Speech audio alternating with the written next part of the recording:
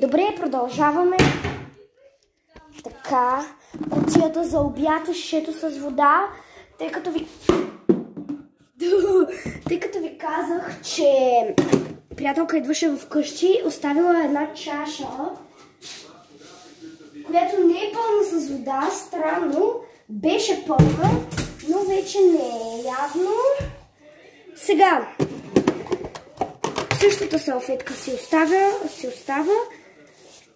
Това е баница. Ами, слагам си отново кашкавалка, стакачка, поне тази се побира този път, и да видим какво друго може да си сложим, защото аз не мога да режа в момента. Или другия вариант е да оставя на мама да ми нареже краставица и морковче да направи вчера. Това ще го оставя. Хвърляме... това няма буклук. Хвърляме, защо мама стелата става включена.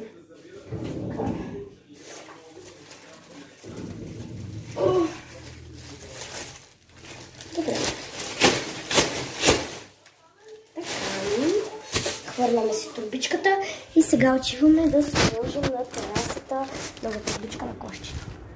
Сега ще ви видим някъде навънка, но топло. Ей, тук ще гледате процеса на слагане.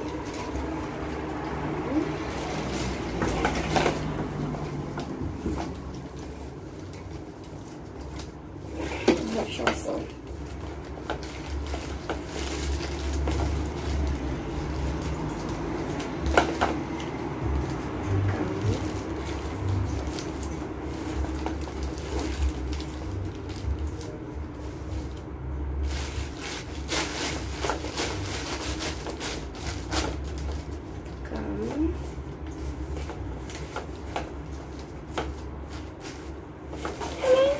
Колкото толкова.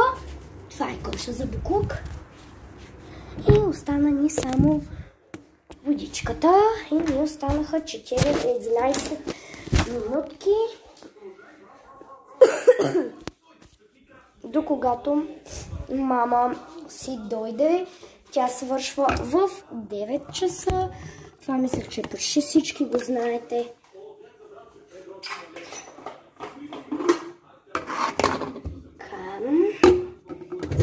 Камета. И мисля да не разливаме. Аз може би малко разлях. Опа. Разлях и то доста. Така. Запасваме го. Нищо не се е случило.